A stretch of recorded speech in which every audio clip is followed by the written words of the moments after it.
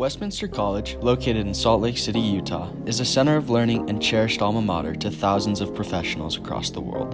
Founded in 1875, Westminster's purpose has been clear and direct since its conception: to prepare students to lead lives of learning, accomplishment, and service in a diverse and interdependent world. The Gore School of Business, located at the heart of campus, has seen its alumni go on to great and manifold heights throughout the global economy. With a mission to prepare people who think critically, act responsibly, and make a difference, Gore sees its students go on to change the world. The following is a series of interviews featuring recent and near-term graduates of Westminster College's Bill and Vive Gore School of Business, hosted by Professor Rick Haskell.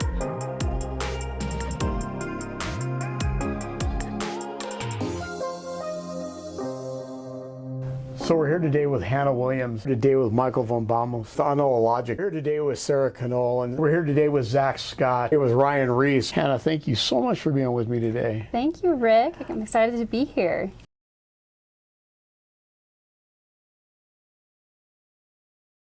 Like, I remember an experience you and I had, and I can't remember what the model was or the equation, but you had divined in your mind a proof to a part of this equation and connecting it to something else. I think it might have been KVD. Yeah, I tried to solve for a different parameter, or I always liked math and algebra, and there were two formulas and both had the same, I don't know if it was R or something in there, and I tried to like fit them together. Well, and as it turns out, you had me walk into a classroom that was 2 or 3 doors down the hall from me, and grabbed the dry erase markers and at the whiteboard, and we're going through these proofs trying to figure out, okay, how does this relate to that? And in my mind, that's when I met Michael von Bamos. I'd known you for a few years, but that's when I met you, because I was exposed to a part of you I hadn't seen, and that's the guy that's become the professional. Yeah, we got to run that summer camp together, which it was definitely a good time, a big learning experience, not just for the youth that we were teaching, but for myself as well. I got to see, I mean, my whole life growing up, I was always on the student side, and I got to be on the side that maybe you're used to more, where you're teaching, and I definitely had to know my topics. You don't know them as well as you think you might know them. When you get up there, you got to explain it to the kids. So we had a good time, and I think they got a lot from it. I think they learned some stuff. I actually came to Westminster College in my early 30s, so very non-traditional student. Always was 10-ish years older than everybody else in my class, and I primarily came to Westminster College, one, because it was local and I was working at the time, but two, I had other options in the Salt Lake Valley and in the general like proximity. But I had a couple of friends that had come to Westminster, and they all had really great experiences and really touted like the small class sizes, the like connection that you make with your professors, and just kind of the general maybe like environment of learning here. So I was like really motivated to come here, and so that's why I applied and eventually came here. So I was double major in finance and business management. That's what I thought. So we'll excuse the business management because you knew where to put most of your time, right?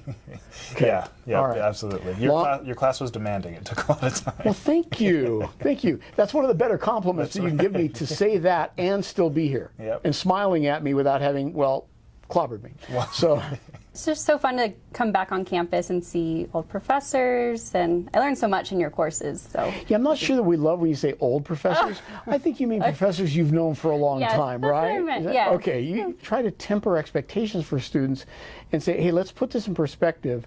A job that you will love maybe where you love 20% of what you do, and the other 80% you do so that you can do the 20% that you love. You just barely got married a month and a half ago. That's right, newly married, but coming up on 6 years this fall. Well, congratulations to you. I appreciate it. I'm not sure what she was thinking, but congratulations to you. Hey, I question all the time. As well you should. You keep that attitude, it'll serve you very well. In fact, there's 3 things you need to learn how to say.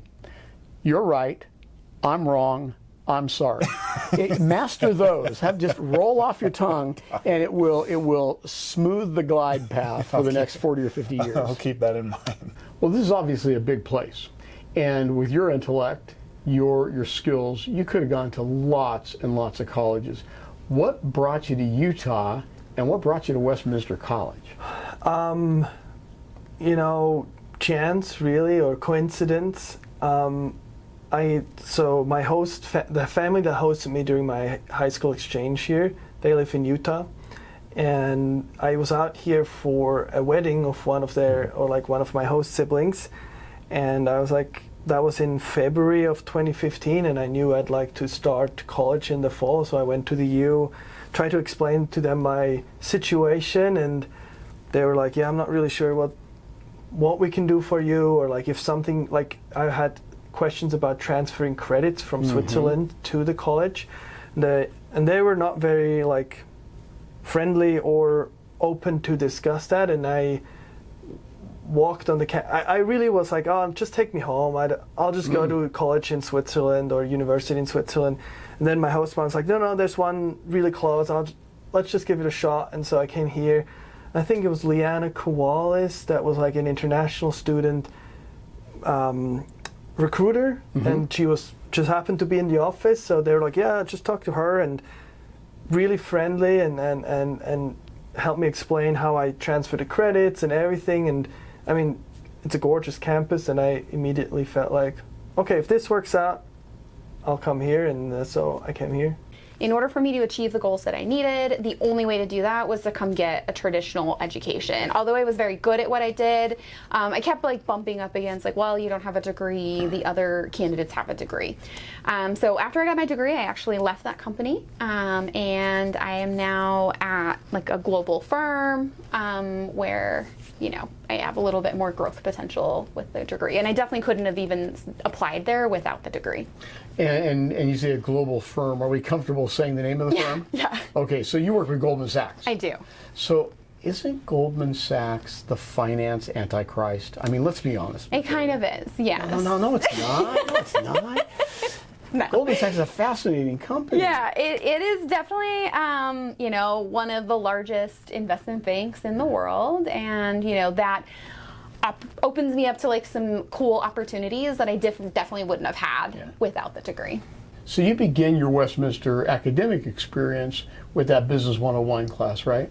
Correct. And do I remember correctly, that may have been the first semester we ran that class? It was the first with Gail and us. Yeah, Gail Amandano, who's now gone into the Midwest teaching, and I'm still here, of course. And that was our first semester. We taught two sections of that class. Gail and I taught one, and then Elise Morton and David Perry taught another. Right. What was interesting about that class to you? I think the structure of it, you felt like you were at an actual company. Yeah. Just the way we structured it, we had an interview process in the beginning. You got to select your preference on whether you wanted to be on the accounting and finance team or the marketing team. I naturally drew more towards, or gravitated more towards, the accounting and finance team. And I really appreciate how you had that structured. It wasn't that you just get to pick something and you do it. You have to apply, you have to push hard to get the position you want. And then you have regular meetings where you're checking on how are sales doing, how is budgeting doing, having to do a reconciliation with you one evening to make sure that the accounts were balancing. Yep. It was a remarkable experience and gave me a lot of leadership experience there, and then also let us be sort of the heads of our own department, which I found to be very, very unique. Well, so you would have had many opportunities to go to different colleges. Yeah. Why did you choose to come to Westminster? I mean, it's really funny. I actually came as an athlete. I came to play basketball here. At 5'9", that's shocking, right? 6'7", and he's understating it. So I came and I was thinking I'm going to come here play basketball, and what I found was actually I loved, this school, this business school. That was a really big turning point for me growing up. Thinking all I was kind of supposed to do was be a basketball player, and figured out later I realized, no, like finance is really cool, and I like my professors, and I'm learning a lot, and I want to do this. So, yeah. And it was your 309 class leading into UVal that I think was definitely the transformative experience. Getting to work with two of my close friends, Francesca, who I still keep in touch with very regularly, and then Kira, and getting to go ahead and be a small unit, go to real businesses in the Valley, and help them with a real business need. So UVal is short for University Valuation Group, and it's a student-led valuation consultancy. So you were able to be assigned to work with some businesses with some other students, and you got to go to those businesses and with the owners of the firms and with some of their key employees, go through all the models and metrics to identify how the business creates value, and then even what is the value of the business. And these are small businesses, right? Correct. One of them was a small satellite firm. The other was a nonprofit. Yeah, I remember that. I remember both those firms very well, as it turns out. And I love that was important to you, because I love valuation. You know, it's my jam, right? But you then had a valuation or valuation-based experience that was also kind of unique that most other students don't get the opportunity to have. What was that? That was getting to compete at the National Valuation Competition in Atlanta, Georgia, the following fall, I believe it was, which was very unique, getting to work with real members of the valuation industry at Scalar, and I think it was... probably Economic Partners and Lone Peak. Lone Peak, yes, that was the third.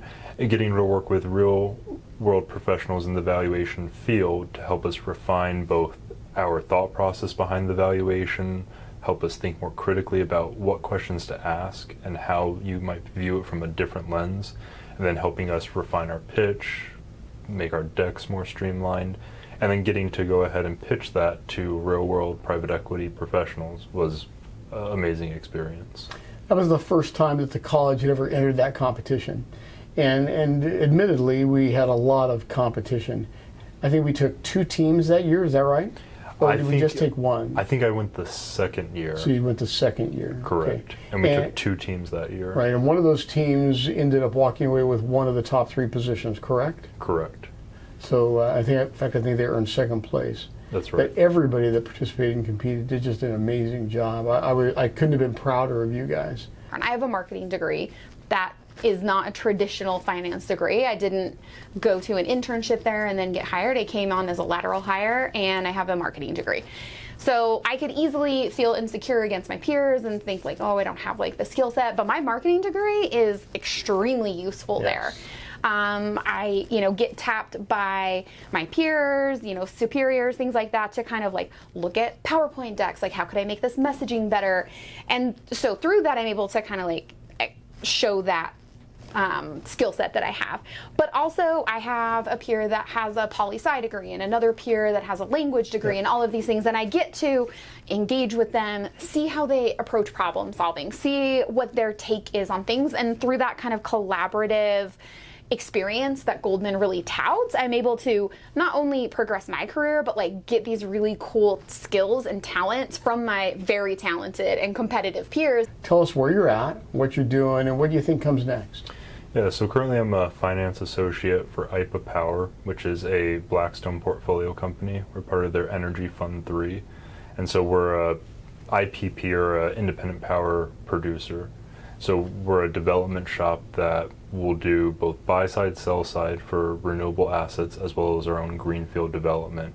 And in my role, I'm responsible for the valuation of assets, supporting the director of M&A in buy and sell side transactions, then also working on the financing of the project. So as we bring the project to a later stage of development, assisting the commercial team with contracting the asset for a long-term contract, I then take the project out to market to raise capital with both, depending on the type of technology, it might be with a tax equity investor like some of the major banks and tech firms, and or with traditional debt providers in the infrastructure space.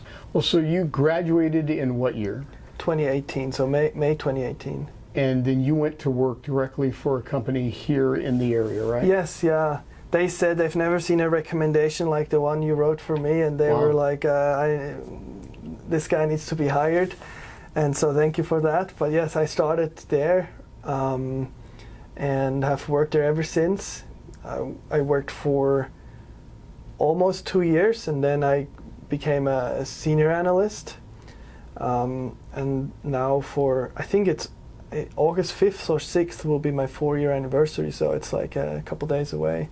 So you finished your undergraduate degree. Yes. You then upgraded your job. Yes. What did you start doing when you went to Goldman? What are you doing now, and what's the track look like between then and now?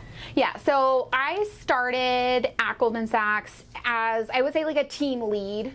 It's called senior associate for those Goldman people. So I joined to lead a team that was fairly small, just like a handful, 5, 6 people, and also work through building an invoicing platform for a piece of our business that's electronic trading.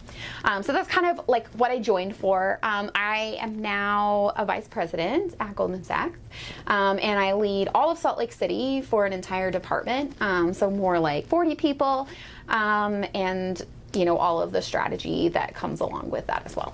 But then sometimes we see news articles that say, hey, this decision has been made and you're going to hear about it. So I've not had a chance to speak with someone who's had any level of Supreme Court, state or federal exposure since that decision leak in the U.S. Supreme Court. So you must have a particular perspective on this. Yeah, I mean, the leak is so much of what matters at the core is preserving like the integrity of the institution and preserving confidentiality. I mean, even by the way you're asking questions, is there's so much you can't talk about because you're privy to information and thought processes, and it's really important to know that as you're trying to work out the kinks of a very, very touchy, important, something that carries that kind of weight, that the justices have the opportunity to work that out between themselves and not feel like things are going to get out into the public before it's ready to be pushed out for publication. But what would you say the most revealing things were that you saw or learned in terms that you can discuss them?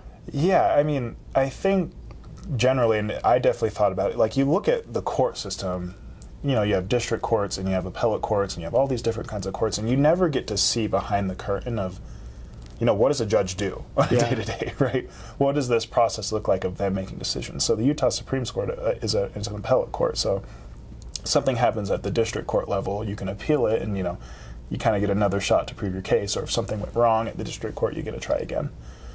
And for me, the whole seeing how the justices read the cases and what they're looking at and what matters and what is an appealable question of law and the way they coordinate amongst each other on how they make a decision, all of that was, really, really revealing and really puts things in context, and you see how hard they work and all the thought that goes into each of their decisions. And you see the news article saying, this is what happened, but they don't understand all the steps it took to get there. But now we're seeing legislation that maybe causes us to think about shifting again. Tell us about that legislation and what you see there. Yeah, so it's this recent piece of legislation that just came out of the Senate called the Inflation Reduction Act.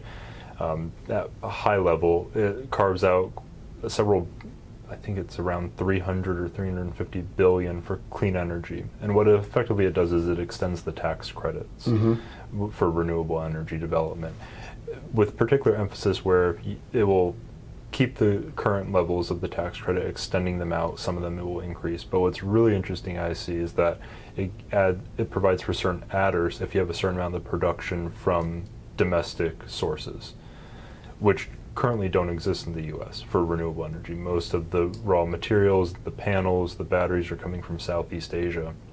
And I think with what we've seen with COVID, disruptions in the supply chain, the war in Ukraine, we're seeing a lot of turbulence that I never thought I would be looking at. Lithium index grade 99% indexes on a daily basis, or concerned about, well, with how long shipping leads are, do we need to pay a little more to move the container into the middle so we don't have to worry about the shipper going ahead and sending it over the side in rough seas? So it creates a very interesting dynamic with all the recent turbulence we've been seeing at just the macro turbulence, shipping, commodity pricing. And so it's interesting seeing legislation that it has a bit of carrot and stick with it. We'll give you these adders, make it more economic for you to develop these projects, but in exchange, we want you to invest more in domestic production. So in the time you've been here, what's the one experience at this point? I know you've got a year left, but what's the one experience that you can look at and say, that's my Westminster experience, that's the standout experience for me? Honestly, it's got to be the summer camp. I mean, I've had basketball, it's cool, but I've played basketball my whole life, but it really took me out of my comfort zone. I had to go Yes, up there. It does. I had to go up there. I had to talk to those kids, and I mean, they're looking to me, you know. And sometimes maybe I didn't have the exact answer. I looked to you or Hayden or you, Hal, that were there helping us as well, and but it helped me grow, and I think it's going to help me, you know, going forward in whatever I want to do. So anyways, we want somebody that's teachable, and the firm is really good at teaching somebody a specific skill and then enhancing those skills. So we kind of call it like master to move on, right? You get really good at something, then you pass that off to somebody, and then you learn a more complex thing and a more complex thing and a more complex thing. And so we're really good at promoting people from within. So we're often looking for actually early careers, we call them, only 1 to 2 years experience or fresh out from campus hires. So, you know, that's kind of like where we're primarily recruiting right now, I would say, is in the more junior tiles, lesser experience. And so. Well, and that's what you would expect. I mean, you're not going to bring somebody in from Westminster or the University of Utah with their new accounting degree or new finance degree and give them a $150 million portfolio to manage. Yes. But that's where a lot of students think they ought to go, right? Well, they're right there, right now. Who doesn't want to? But I mean, you got to learn a little bit. Little bit. Yeah. So finally, you had a good experience here at Westminster. Obviously, you've been very kind and willing to help people and such. So we're sitting here now, and people are making decisions as to where to go to college. We have some great universities in the state: the University of Utah, BYU, Utah State, Utah Valley University, Weaver State. I mean, these are great institutions, and there are many others as well. We have one of the strongest, largest community college systems in the country in Salt Lake Community College. And we have Westminster College, which is about this big, but that punches way above its weight. Yes. What would you say to someone making a decision as to where to go to college and why a Westminster might be a good solution for them? And not just a Westminster, why this Westminster? Definitely. So, this is my experience. I think that the reason that I chose Westminster over, say, the University of Utah, which is very close proximity-wise, that had a very similar degree, you know, portfolio, things like that, was the small class size and this type of connection, right? No diss to University of Utah, but, you know, I have plenty of friends that have degrees from there, and they don't have a personal relationship with any of their professors, right? They were one of hundreds in these auditorium classes, and you either like did well, got tutoring, or didn't do well, right? Like those were kind of the three. And here was a much more like personalized experience. You know, I knew my advisor, right? Like personally, they knew what my challenges were with being a single mom and coming to the school in my like later years, and how do I navigate this while also having a full-time job. And so I felt like it was a very personalized experience through, you know, advising, through actually being in the classes. And there were opportunities, and I think you might have been one of them, where I had to say, hey, this class is actually during my working schedule. I will come to 85% of the classes, but we're going to have to, you know, figure something out. And that was something that I was able to do, I think only because I was able to establish like a reputation and a connection and have that. So for me, I think the main driver was the small class size and then the quality of the education. The Westminster degree actually goes really far, especially in the Salt Lake Valley, with, you know, people know that this is a high quality institution and you're getting very one-to-one education and very one-to-one like contact. And so people coming out of here are, you know, very high performing individuals in my point of view. Well, obviously I think that as well, but you would expect me to, right? Right. So I love that even though it had been 5 or 6 years since you'd been in one of my classes, that you knew you could pick up the phone, or maybe it was email, I think email. And reach out and expect that you could ask something of me, and I would know immediately who you were. And that's a byproduct of what you're talking about. Exactly. And that's part of what I love about this place. And as I have opportunities to speak to others like yourself, they all say some of the same thing. It's the scale, the connections, the ability to have personal relationships and to learn through those things. Yes. So what happens now? I mean, you got the job. I mean, you drove up in your Ferrari, right? Oh, yeah. Okay, all right. My Kia Sportage. Well, Kia Sportage / Lamborghini. That's right. You tell me. You tell me. So you've got the job. Yeah. Your dream job? I think so. I think so. Yeah, I mean, to really marry finance and the law is, I don't know what else I could ask for. Well, you've got the job. You've got the girl who became an extraordinary woman and has become your wife. You are 6'7", Yeah. athletic. I hate you. No. I think you know I'm teasing, of Yeah. course, but could there possibly be more? I think that, you know, I don't think it's enough to go and just have the job, right? There's, because what's can't be a means to an end. Yeah, you know, right. For me, it's about I'm getting to a place where I know I'm going to be okay. So long as I don't screw this up, I'll be fine for hopefully the rest of my life. I'm much more passionate about creating those opportunities for others now. Yeah. And that's concurrent, and that will drive me to however long it needs to. I want, I feel so fortunate to have been able to link up with some of the organizations I am, because that's what I love that. I love getting in, talking to schools, helping develop these programs to track progress throughout our legal community. And I dream of how can we do this on just get these kids into professional fields, period, right? Finance, law, accounting, I want to see more black engineers around, Sure. How can we prop up others? Because, there's a number of people of color I've seen now starting to do really well for themselves, and I want to work with all of them to help others get there. That's where it starts for me. Well, and it is just a start. I think you and I share many things, of course, and obviously not others.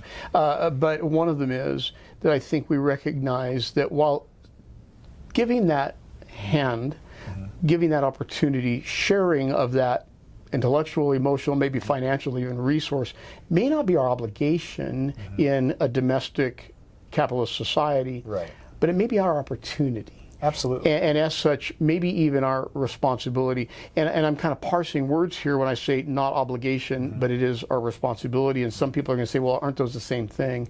And I don't know that they are, but I know that when we have received so much, whether it be from households, businesses, the governments, our society in general, that we have the opportunity and the luxury, the blessing, the benefit of giving back. And that's one of the beauties of this system. Yeah, absolutely. We're not alone in thinking that. Yeah. Explains why we're human, we care for each other, that compassion. Philanthropy means love of mankind. So it's just so fun to see that and interact with people who are in the sector. You've done that while being a mom. Yes. And being a capable, intelligent female in a male-dominated industry. Yes. How did you do that? So I get asked this question frequently, Okay. Because obviously we're focused on diversity and Yep. ensuring that we have female hires. So I would say it's a couple of things. For me, and this is my personal journey, so anybody out there that has a different journey, for me it was owning that I was maybe going to be one of the few female voices in the room or on a conference Very call, good. right? And not being insecure about that, and making sure that if I wanted a seat at the table, I literally took a seat at the table, right? Sometimes conference rooms are crowded, and because I'm the only female and I maybe can't align socially in some of the I don't play golf, I don't do all of these other things that maybe they're aligning on socially. It's easy for me to take a seat in the corner and then not interject myself. So I literally take a seat at the table.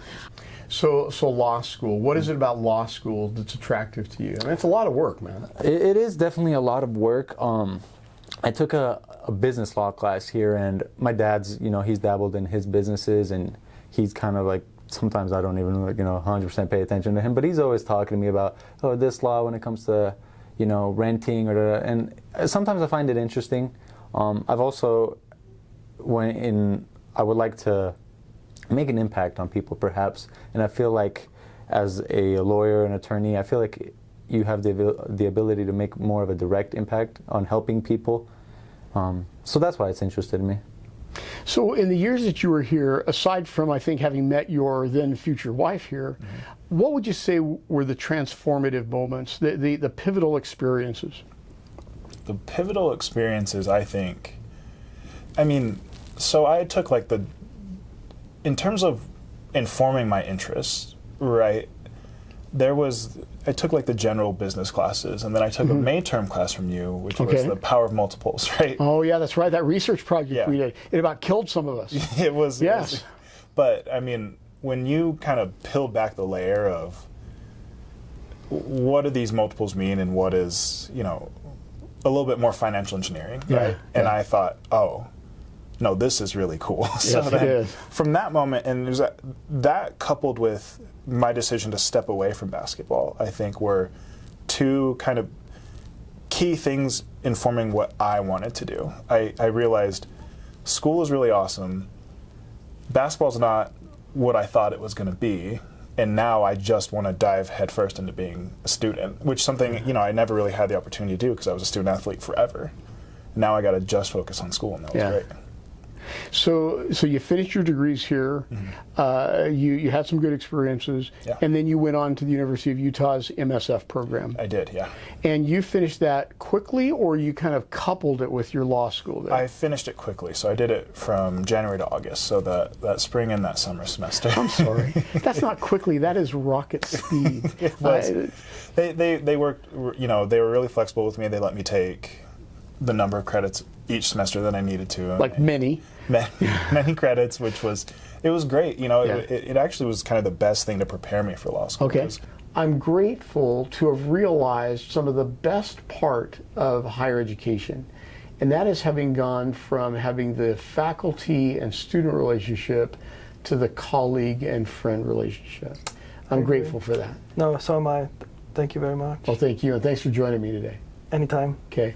Well, Ryan, I love listening to you talk about these things because I remember the guy in Business 101. And he was smart, he was tall, he was kind of a clothes horse, as I remember. You worked for a clothing operation here in the area. Yep. But here you are, and you're now the finance professional, and using your economics background, your economics underpinning, because let's face it, finance is simply applied economics at the level of the firm.